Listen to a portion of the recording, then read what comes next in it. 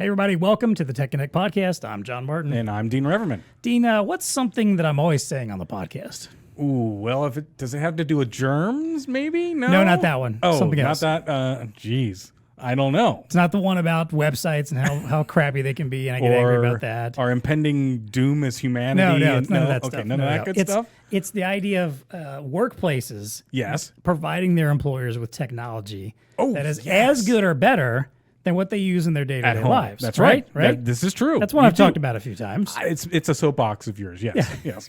I clearly have many soapboxes on this show. You can go through a whole list without getting to that one. Just one of them, yes. Well, healthcare, I think, is a perfect example of that. Very good example. You kind of want good technology for healthcare workers. For sure. I mean, you wouldn't want your doctor to be, using leeches on you still, or good Lord, no. Drilling holes in your skull to release demons or anything like that. We've advanced medicine. So the technology should be advanced for them really. To they use drilled holes too. in people's heads to release demons. Yeah, once upon a time, Right. I don't know if you had like a headache or something, or I'm sure that was how they addressed mental illness back in the day. It probably wasn't as long ago as you think either. No, right? It was probably like 30 years ago. So bottom line, we want healthcare's tech to be advanced. Yes, we do. On the customer-facing side as well as for them on their side. 100%. So that's kind of what we're talking about today. We're going to get into a discussion about touchscreen tech in particular for healthcare workers. Good. Yeah. We've got Katharine Cummings from ELO joining us today to talk about this. We're going to talk a little bit about that customer-facing side. Yes. And how that can actually benefit the workers as well. Yes. Then we're going to get into some of the actual use cases for touchscreens for the workers in their day-to-day work, especially on the administrative side, the clinical side, and in various ways that it can be deployed that maybe our folks don't think about as often. Maybe they go in thinking like, I just want to sell some check-in, screens or something like that. But maybe there's a lot more opportunity to sell touch screens in healthcare. And can I throw her a curveball or two, and we can talk just generally about some things? You can. Okay. I know you like to do that sort of thing. Katharine's probably I can do sweating that with right Katharine now because she's awesome. You That's say why. that. Yeah. All right. Well, all that plus our usual value to the VAR and what's TEConnecting with us. It's time to plug in and get connected. Welcome to the TEConnect podcast. It's time to get connected.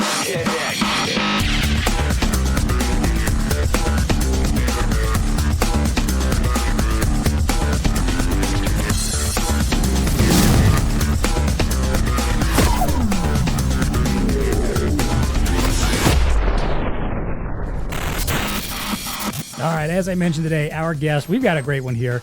Katharine Cummings is the director for the healthcare vertical at ELO. Someone who just knows as much as there is to possibly know about the healthcare space. In a practitioner. She was a practitioner. Exactly. That's why she knows so much about it, which right? I think is great. Someone who gets it because, hey, I lived this world. I know what I needed as a practitioner. Yeah. And then apply that to our side of things too. So someone we should definitely be talking to. So Katharine, welcome to the show. We're glad to have you. Tell us a little about yourself. Maybe give us a little more on that background history in healthcare yourself, and what's your day-to-day role at ELO like these days? Absolutely. Thanks for the introduction. You guys pretty much said everything already, but hello, my name is Katharine Cummings. I'm the Director of Healthcare for ELO Touch Solutions. I have more than 10 years of experience working in healthcare. And as you guys said, I actually started my career as a clinician, working as a nurse in the intensive care unit.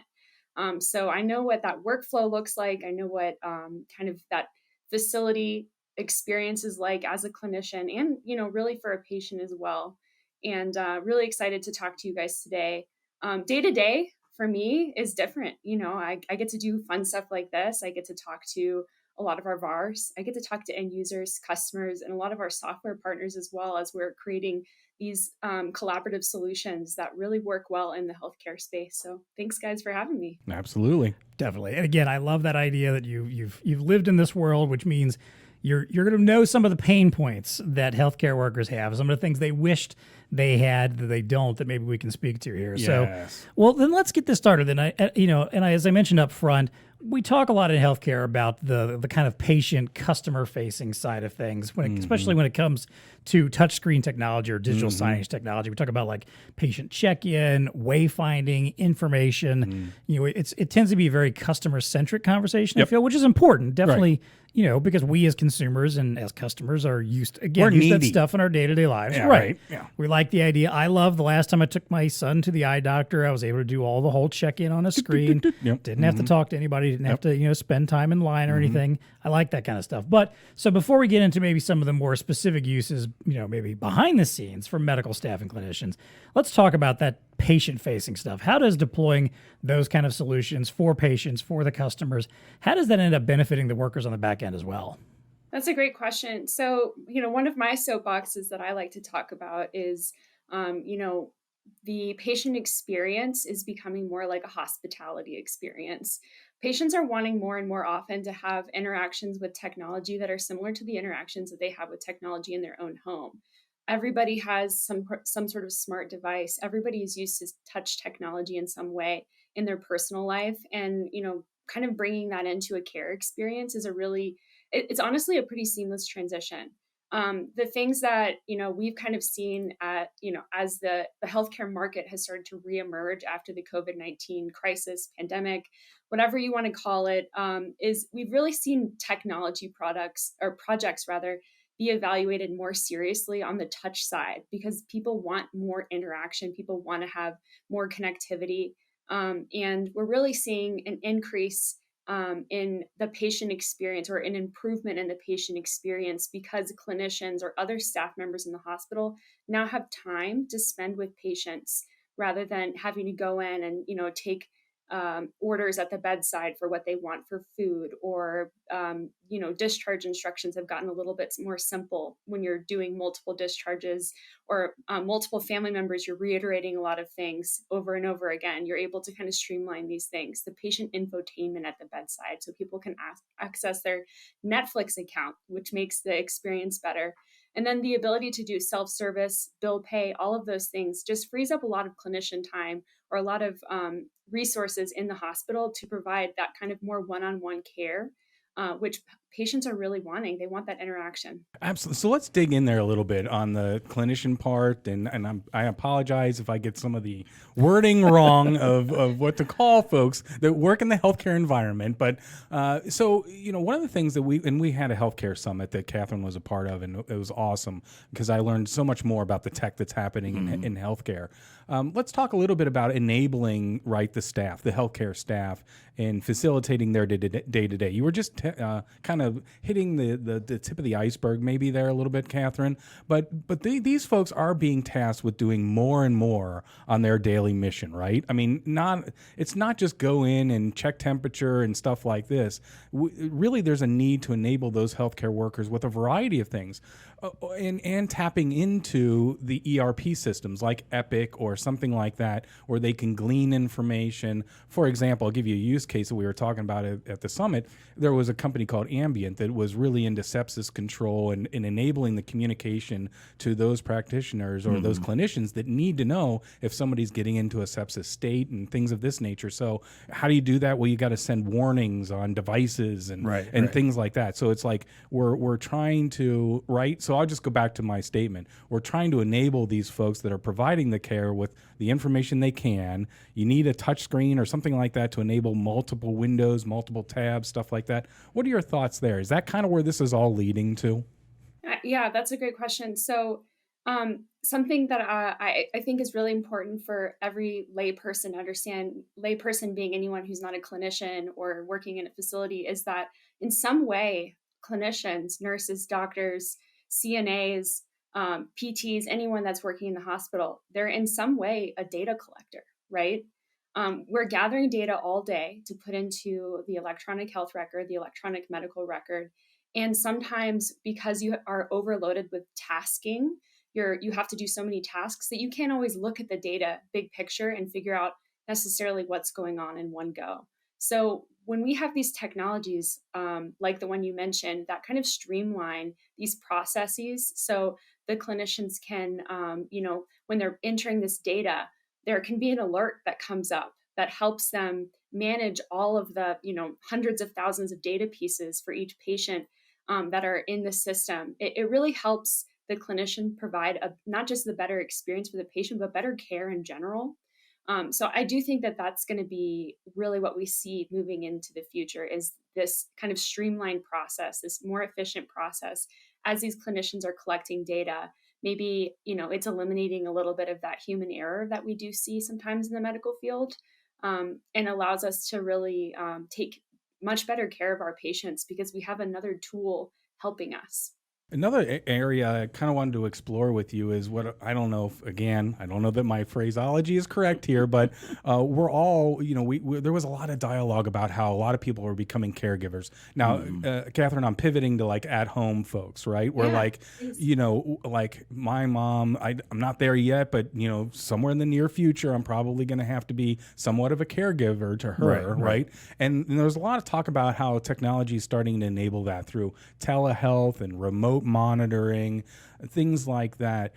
What is your commentary there? I mean, not just on the touch screen, and because we did dive into, maybe some of these solutions are going to be like a device is sent to the home, right? And it's more than just an iPad. It is a purpose-built device that can enable caregiving remotely, right? And so it'll have built on it applications and stuff like that, and it'll be the UI will be acceptable to an older person that's not trying to navigate through these little menus and stuff like better that. Connectivity, interactivity with medical devices potentially. For sure. So let's talk that angle a little bit. What are some things that you're seeing there? As far as at-home caregiving, remote monitoring type of things. Yeah, and we are seeing that as we speak. We have a lot of tools for patients who have congestive heart failure. Monitoring blood pressure, monitoring weight, things like that. We have a lot of telehealth solutions that are available. There's a lot of applications on things like tablets that we're seeing in the healthcare space to help people manage the aging population. Just bottom line, we have an aging population all over the world. We have, one of our largest generations that are kind of passing into that older adult stage of their life. And we're going to need more caregivers in the home. So I think that is something that's recognized with a lot of software providers in the medical space. And they're trying to address that need. And, like I kind of mentioned, the clinicians are data collectors in some capacity, right?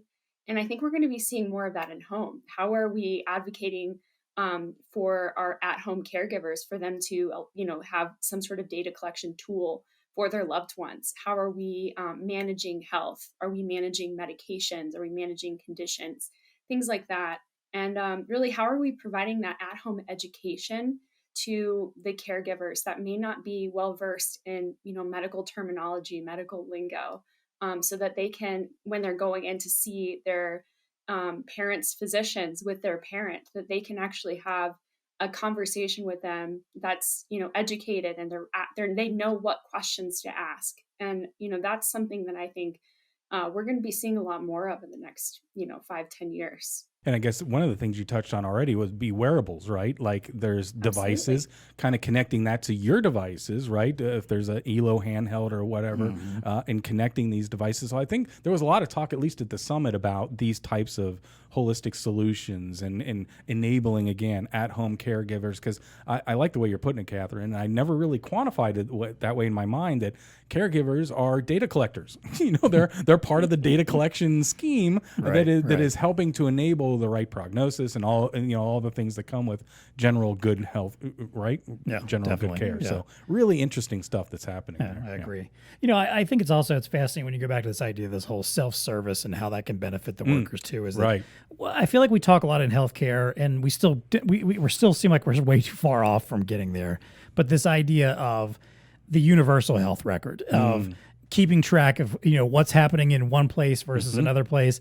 And while I feel like we're still far too far away from that being as universal as it should be, especially if you live in an area like an urban area where there's a lot of different healthcare providers and different choices.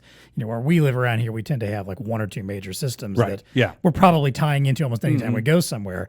But and there's many places where maybe you don't have that option, and so you might visit one provider for one thing one day, another a different day. They're not talking to each other, complete disconnect. So if anything, at least the self-service aspect allows to put a little bit of power back into the consumer hands, because obviously no one knows how you're feeling and what you're going through, what you're dealing with better than you do, presumably. The doctors will have potentially some diagnosis and terminology for it and hopefully can help you, but you know what's actually going on with you. So I think it's very helpful when you can give someone the opportunity, like when they're checking in or, whatever it is, whatever point, whether it's online, whether it's at the facility, to talk about what's happening to them, what they're experiencing, what they're feeling. Make sure that all their records and information is accurate and up to date, so that you're not just relying on what you hope is floating around somewhere in the Netherlands, reaching each of your providers. So I'm at least if we're not going to get to that point where we feel like there's this real universal record, at least we can take a little bit of charge ourselves, because I feel comfortable with that when I get to do like my online check-in for the doctor. And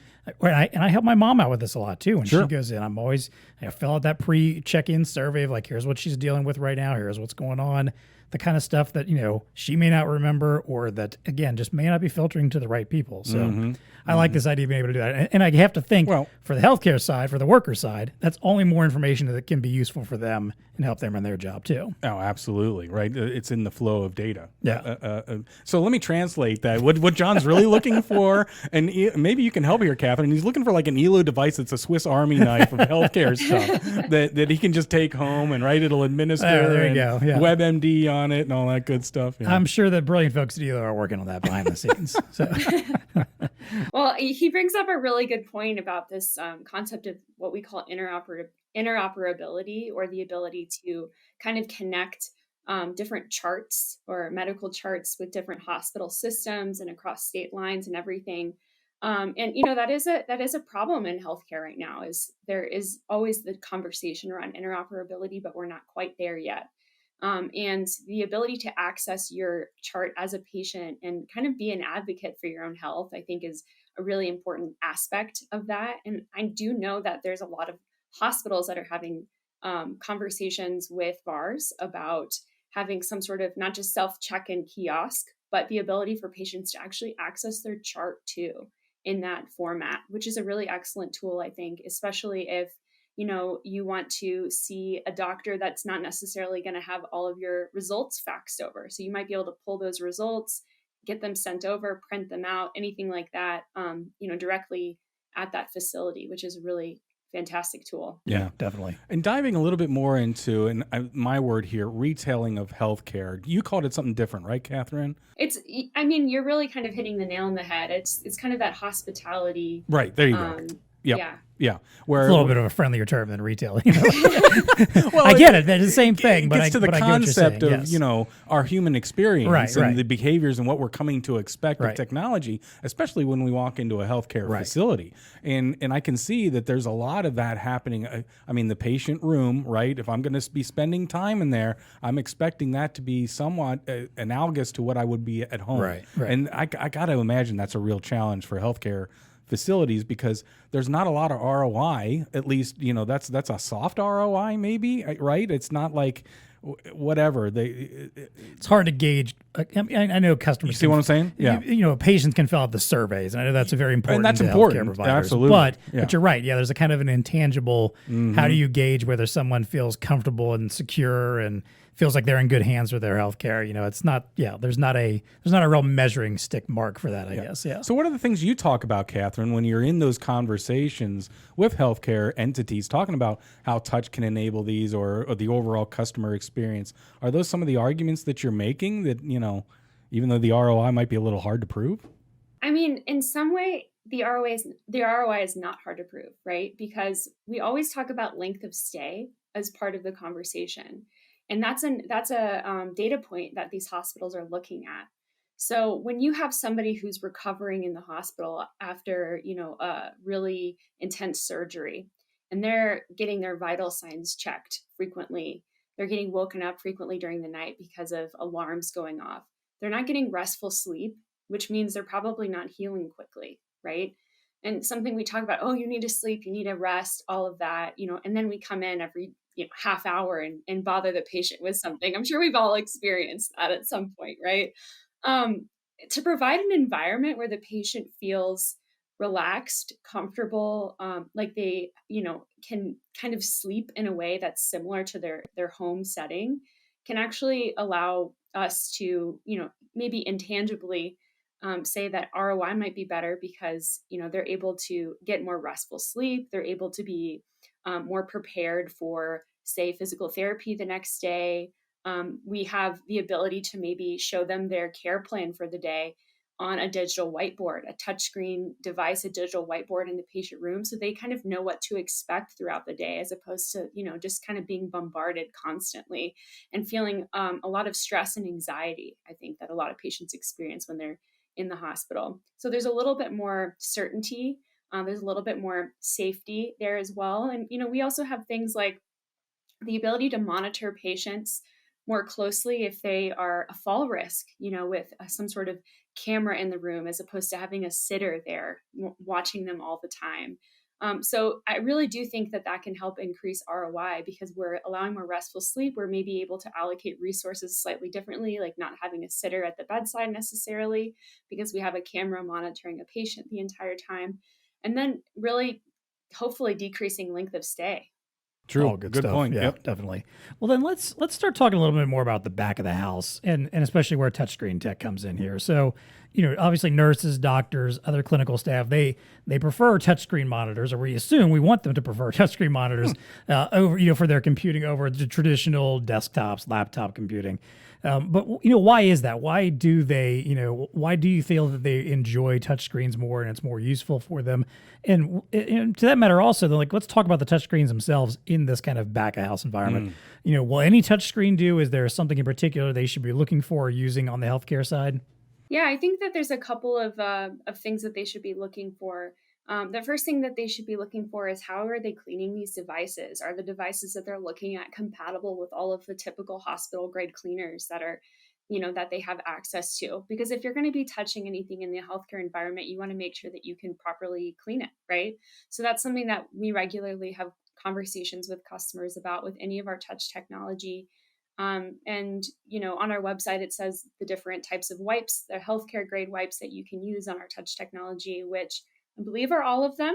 I'll fact check that. I'll send that out to you to send out with the link to the podcast as well, if you'd like. But that's a really important thing. If you're touching anything, you want to be able to wipe it down. The next thing that we have conversations around is, what types of devices are they interacting with in their day-to-day life? And this is something I brought up a little bit earlier. People are always using their smartphone. They're so used to using some sort of touch technology that it's almost second nature to a lot of people. So if they can easily go from room to room with some sort of mobile cart with touch technology and quickly pull up information on their patient, maybe a chest x-ray, maybe their labs, things like that really quickly, then we have the ability to increase the efficiency of physician workflow, right? So we're having all these conversations, not just about, touch technology, but how are we integrating touch technology with different things? What about RFID, right? When the physician walks in the room, does it automatically log them in and pull up the patient's chart? Things like that to make it a little bit easier for the physician. Are we having things at the bedside like the digital whiteboards where they can actually pull up the chest x-ray on a large format screen and have the patient see what's going on with their pneumonia, right? It's really improving that workflow, improving that care journey that the patient is experiencing. And so the conversations we really have is really about improving the workflow for the clinicians. And I didn't really mention this earlier, but something that I always like to kind of talk about is we have two customers, right? We have our patient as their end user, but we also have our clinicians. And if our clinicians don't like using the technology, that's a huge problem. We want to make something for the clinicians, not just for the patients, that they like using, and that helps them with their workflow and helps them with their efficiency. I can see that being a huge factor because, we've all experienced it and you lived it, Katherine, but when you walk by a nurse's station, don't you always feel a bit of like an aura around there? Oh, yeah. It's like walking by NASA's command central. It's like you don't want to mess with anything that's happening there but there's a lot of technology. There's a lot of screens. I can see the use case there for touch technology, right? Like, can we whittle these 5 screens down to like one that we can navigate different tabs and move stuff around. And you have to think too, as you know, as younger generations get into this workforce and become the predominant, part of the healthcare workforce. Again, they've all grown up with touch screens. They've all grown up with mobile devices in their hands at all times. They're very used to it. Sure. I have to think again, this goes back to what I'm always railing about here. Like, how hard is it going to be for that person if you sit them down at a bank of computers that none of which has touch screens? Everything is very antiquated, by comparison to them and the technology they're used to. Like, it would feel like a huge step backwards. I could see them like reaching up and be like, "What? Why can't I scroll this? What's going? Oh, a mouse? What? Seriously? What? Yeah. Is that a joystick? What is that? A typewriter? What are you doing there? Yeah. I mean, just to kind of emphasize your point, a lot of malls have huge, large screen devices now, and it might be for wayfinding, it might be for advertising. But how often have you walked up to one of those in the last year and touched it? Guilty, right? I am. I mean, Yes. I've done that a couple times. Yes, right? I'm frustrated. It's like ding, ding, ding, ding. Oh. Yeah. And, that's something that we're so used to that now, right? And that's part of like our everyday does it have touchscreen capabilities? We're always kind of looking out for that. Even on my laptop, I'm like, oh, it's not touchscreen. Okay. It's just, but that's something that that we're so used to now. I think it's part of our daily life is that touch technology. I like the example of the whiteboard bedside. I can see that as being a huge advantage in all seriousness of being able to draw, here's what's going on, whether it's an x-ray, whether it's whatever. Right. And being able to draw on it, point out what the issues are. I mean, that's, it gets to the whole point, I guess you were talking about, Katherine, about, patient comfort. It comes through a little bit of that comes through knowledge and understanding, information transfer. For being a patient, that's always the thing you're worried about. Am I getting the right information? Do I understand what the doctor or the clinician is trying to tell me? But illustrating that, I can see whiteboarding being a huge advantage. Yeah, that's awesome. Yeah. I like that. All right. Well, hey, let's. Go ahead. No, you're fine. I was just going to emphasize too that, a big obstacle that we experience as a clinician is discharging patients and having the patient not quite understand, they only hear a certain percentage of the information. So being able to record a discharge instructions for a patient, have it maybe on that digital whiteboard, and then have whoever is picking them up also listen to those discharge instructions so that you're having multiple people hear the same thing. That's something that they always recommend, especially for older adults, is they go to the doctor with somebody, get your instructions with somebody, because two people are going to maybe hear two different things. And just creating that better patient experience by communicating better is really important. Definitely. Point. Yeah, hard agree. Well, then let's kind of wrap things up here on this whole touchscreen front of outside of the clinical work, because there's plenty, we know there's plenty of opportunities for touchscreens in a lot of different industries and places, but in the healthcare environment, and whether it's in a hospital, a medical facility, your local doctor's office, whatever, there's going to be plenty of other opportunities to incorporate touchscreens. So tell us about some of those. Where are touchscreens being used maybe behind the scenes in healthcare that, it's not necessarily the day-to-day work of the clinicians, it's not necessarily customer facing, but it's still out there and in use? Where else are you seeing this stuff? Yeah. So, I mean, we've kind of touched on a couple of things. I'll just reiterate really quickly. So there's that self-service aspect, right? Where the patient's going in, they're checking in maybe to their outpatient procedure. They can do bill pay. They can do things like that.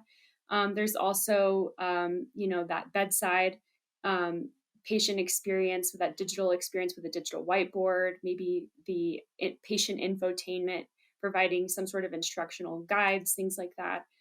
We also have the ability for nurses, doctors, clinicians, assorted clinicians to chart on touchscreen devices, whether it's on a medical cart or whether it's mounted to a wall or whether it's a tablet of some sort, a small tablet for them to chart on. Some other areas that we're actually seeing, though, that I wanted to mention is this ability to kind of track what's going on in the hospital, like tracker boards, right? And we're seeing that a lot in our ORs. So what cases are coming up? Is the room clean? Who's the attending surgeon that's going to be doing the procedure? And the reason that's so crucial is because churn rate is really important in hospitals for them to get more money, right? The surgical procedures are how most hospitals make a lot of their revenue. So being able to, churn patients out quickly but safely is really important, and having that kind of data collection for how quickly they're able to turn around rooms, clean rooms, things like that is also really important. They're also we're also seeing that a little bit on the AV services, not the AV services, the EV services teams, where they have a board that shows a patient maybe was discharged from a room. Does it need a terminal clean? What type of clean does it need? How quickly are they able to flip those rooms? And then this communication tool for moving patients throughout the hospital as well. Where are the patients located? Are they being moved from the emergency department to another department? And really what, triage services, things like that. How are they keeping track of these patients in a HIPAA compliant way? Where we can understand how quickly patients are getting in and out of the emergency room, how quickly they're getting discharged, all of those things that can be tracked and followed through that patient journey.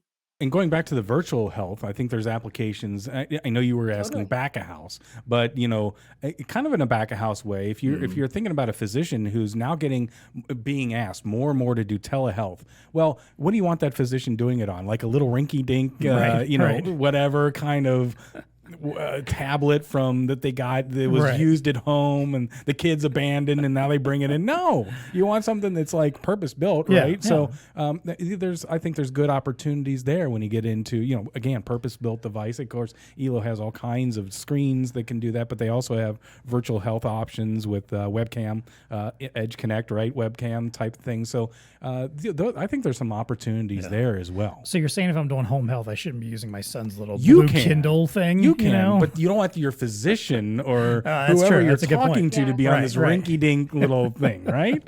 No, well, also in long-term care, in nursing homes, all of that, we see a lot of those facilities, they don't have specialists on staff. They might have attendings on staff, things like that.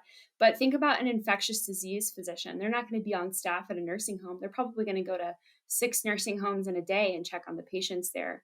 So this gives them a little bit more flexibility to maybe check on how their patients are doing in more remote locations. It gives them the ability, remote hospitals, rural hospitals, the ability to call in specialists to look at interesting cases or cases that they're not able to treat adequately with the staff that's currently available because they don't have a specialist. So that's, just another thing to think about. And then also too, communication tools are really important in healthcare. And if a patient speaks another language or maybe they're ASL, anything like that, we need to make sure that we have tools for them that, like, a visual tool where they have somebody that they can talk to about their healthcare experience or, their diagnosis, anything like that. So, not just telehealth, but communication too. Yeah, definitely. Lots. So I'm going to shout out a couple other little places here too that where and a lot of these are going to sound like what you might be able to find in just any old business, frankly. A lot of businesses where you might have a touchscreen use, but stuff like employee and vendor check-in. So it could be, when your employees are showing up for work and they need to check in, maybe they use a touchscreen to do that. Absolutely. Like a check-in kiosk. Yeah, exactly. If you have external vendors that are coming in, which in hospitals, I'm sure there's always people coming in and out that are bringing stuff in. Great way to have them check in and out is it maybe have some kind of a self-service kiosk. HR and employee engagement. A lot of HR departments in big businesses and corporations, might, if there's a lot of people that are always churning in and out, a lot of people coming in for interviews, a lot of people are coming in to check on their status of their employment or, maybe need to check on their benefits or something, open enrollment type stuff. A lot of HR departments will have self-serve kiosks to do a lot of that stuff for them as well. Room management. I know, Katherine kind of mentioned this idea of, being able to check, which ones need to be cleaned and whatnot. But maybe also just, do I need to reserve a room? Status, reservation. Sure. If somebody's, in a hospital, like say in a large hospital or whatever, if they have corporate offices in there, where, board meetings and staff meetings might be taking place, you can potentially reserve rooms, see what's in use from a touch screen. And then also, almost every hospital has some sort of like a cafeteria, a gift shop, a pharmacy typically. The point of sale. There you go. Yes. That's again, more opportunities for touch screens there. So, it's one of these things I just want people to think about. Like, if you're trying to approach a healthcare facility or, a member of the healthcare, society that you're working with or whatever. And you're trying to figure out how can I get touchscreens in, and maybe you don't have the angle, or maybe there's resistance to some of this other stuff we've been talking about. There probably is something you can get into to maybe at least get a starting point and a foothold to show off what this kind of technology can do. Yeah. And then hopefully expand it into the really cool stuff after that. Anything I missed there, Katherine? Any other places, that people might not think of to use touchscreens in healthcare? Something that I've actually seen quite frequently recently is not just in the cafeteria, but they have self-service kiosks for checkout for doctors and nurses in a separate cafeteria area. So someone can go and quickly grab a sandwich and check out with their badge, maybe. So it kind of is another aspect of self-service, that point of sale piece. And it really helps, between shifts when you have 5 minutes to go grab food, right? You can do that quickly and you don't have to wait in line. You can just use a self-service checkout for something like that. Yeah. See, we're just getting John closer to the world he wants of self-service everywhere, right? Just never have to. If I can just go an entire day where I don't have to speak to anybody and self-serve, interact with anybody, right, just self-service everything, I'll be happy. Yeah. Right. I promise I'm not that misanthropic.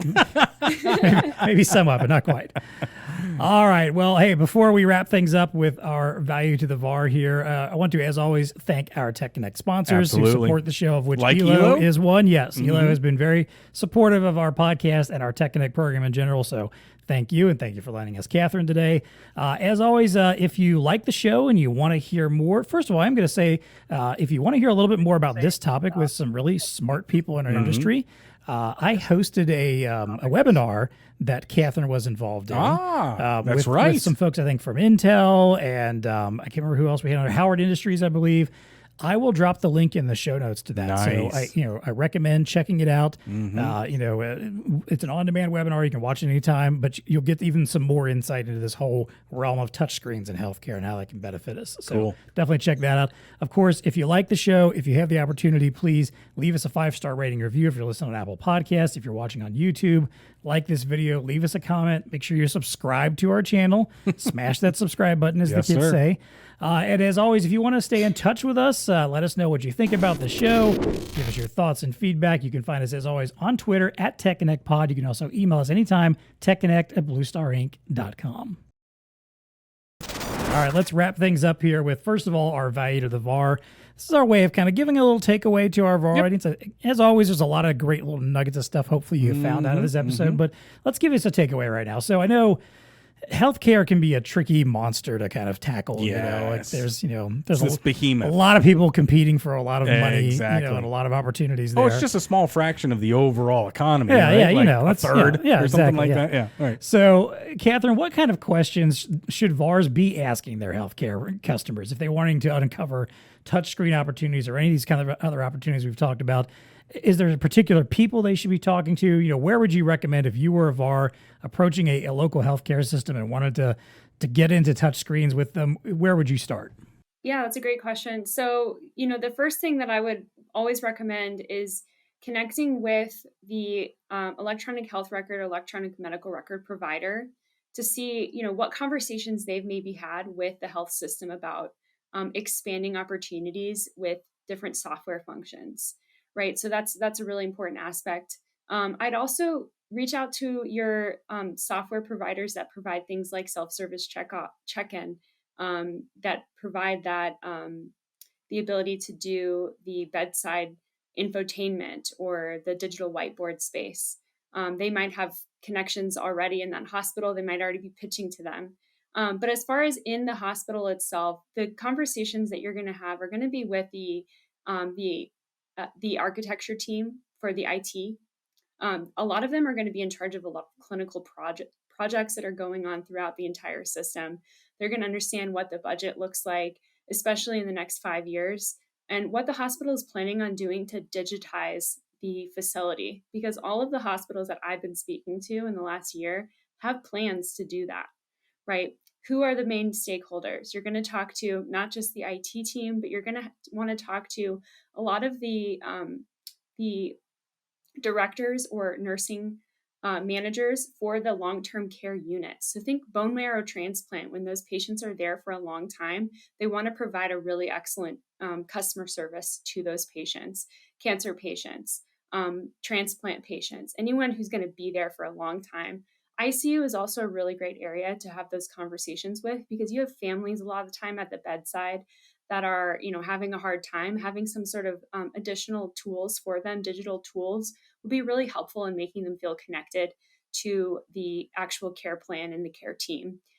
Other people I'd have conversations with are going to be your CTO and CFOs of the hospital. Those are kind of obvious, as well as the CIOs too, because those are ultimately going to be your decision makers. And if I were a VAR, I would throw the question back on me, meaning, what do I know about the healthcare space and what am I building in my ecosystem to enable this? Because I think Katharine just touched on it there where, there's decisions being made, right? There are things on the whiteboard, if you will, of the technology that's going to be implemented. And if you're working in healthcare today, who's a part of your ecosystem that can enable some of these things, maybe that touch would enable? And if you don't have a good answer to that, I do.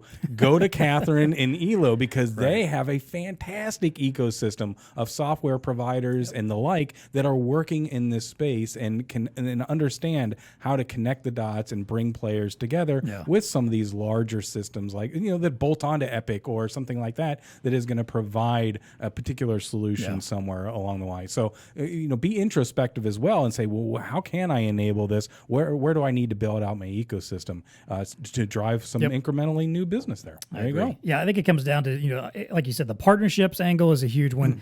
Understanding, like, most likely when you go into these kind of situations, they're going to be looking to you for a full solution of some sort. 100%. It's not just, like you said, it's not just bolt-on stuff. It's not just a random piece of hardware here and there. There's going to be an entire solution they're looking to accomplish something with. So having those partnerships in place ahead of time is a very smart idea. And I think also kind of what you hinted at too is understanding this buying group of sorts, the people who are going to be involved in this decision making, because I promise you, it's not one person.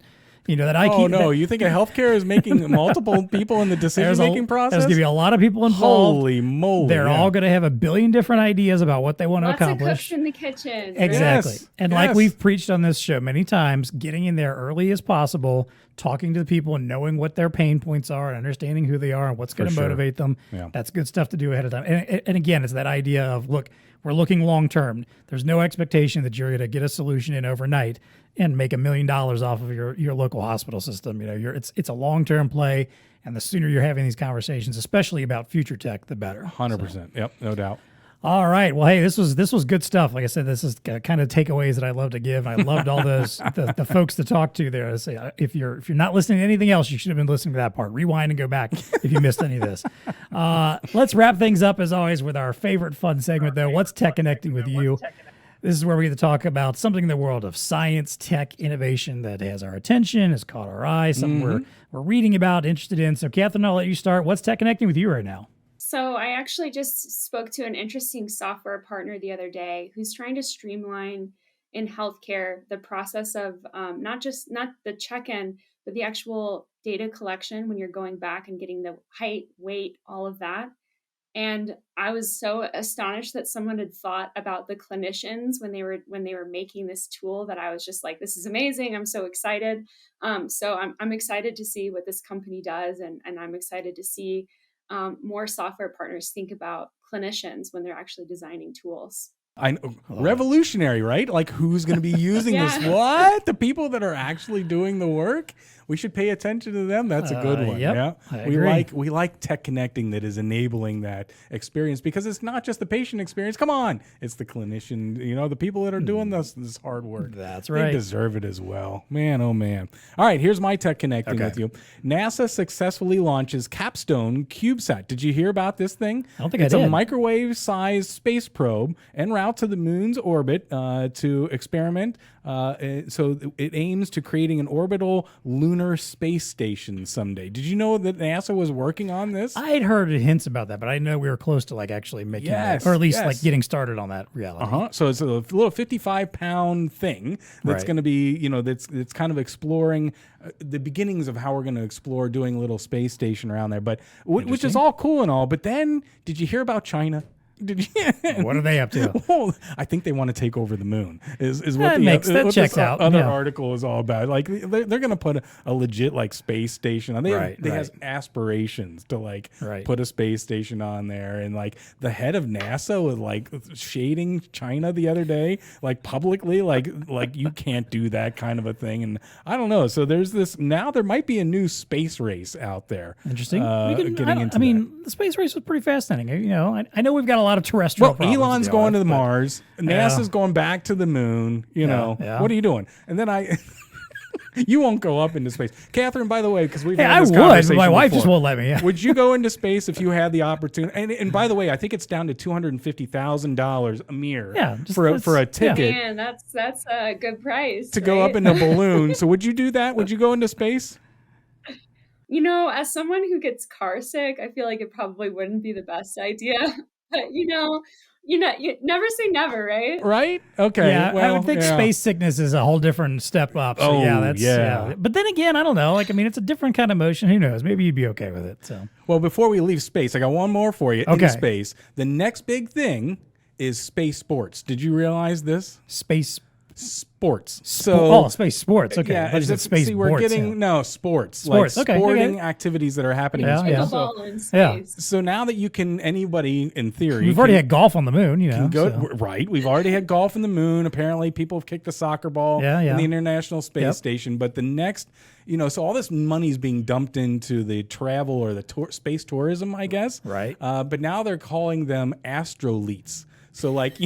Of course they are. I knew you would love that one. So wait, have they left out some vowels? Like, is it ASTR leets? No. It's not. There's no L33TS. Yeah, I guess there's no VC going into this. But anyway, that is supposedly the next big thing. And so people are legitimately trying to figure out, because sports that you play on Earth won't work in space. Like, soccer is like meaningless or football. When you can kick the ball and it just goes off into baseball the and universe. you crack the ball and it's gone. Yeah. It's like literally gone. But so they're coming up with new sports, and that might here's your early indicator. Within the next decade, maybe we'll be watching a sport that is played in space. There you go. Would that not be cool? Well, maybe I can find a space sports team that's actually worth following, unlike, our local baseball team at this point. So. Well, anyway. So space was Tech-Connecting with me. What's going on with you? All right, obviously. Yeah. All right, here's a term I just learned today. Agrovoltaics. Whoa, agrovoltaics. Agrovoltaics. So it's the idea of growing crops underneath solar panels. Keep going. So basically, like, hey, the study, there was a study that came out of South Korea, basically, that looked at like, hey, we're devoting a lot of land to like solar panels around the world. So there's shade, right? And you can't grow anything. There's shade, and there's a lot of shade. There's obviously ready access to energy for whatever you might need. Mm-hmm. So why are we doing something else with that land? It's just wasted land underneath otherwise. Okay. Well, apparently this study in South Korea found that broccoli grows really, really well underneath solar panels. Okay. And it's not that it grows necessarily a lot better, but it's a lot greener. It's a darker, richer green, which is more appealing to consumers and to grocery stores. Yeah. So basically, they're kind of approaching, broccoli farmers and saying, "Hey, can we stick up some solar panels and you can hold on, Katherine? Too. Do you like broccoli, Katherine? Are we eating broccoli? I'm a huge broccoli fan. Oh, all right. Yes, I like broccoli too. Yeah. There's more nutrients if it's darker, right? Even better. Well, technically no, but that's what that's how they've convinced us. Are you calling a nurse, an RN nurse wrong? I mean, come on, I was excited.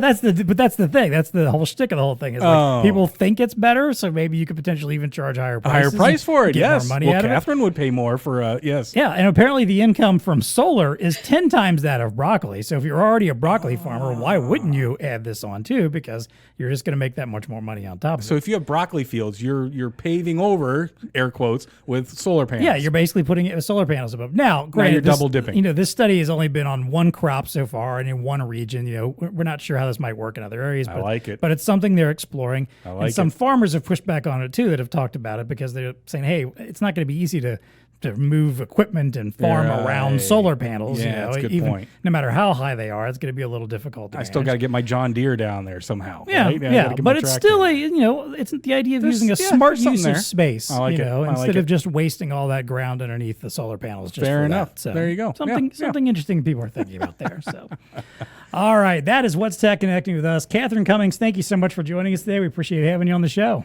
Thanks, guys. I appreciate it. Thanks for having me.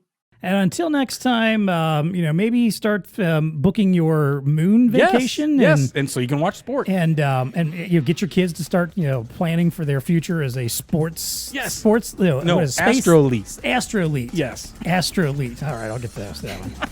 And check your broccoli to make sure it's green enough. And as always, folks, please stay connected. TEConnect podcast is brought to you by ELO.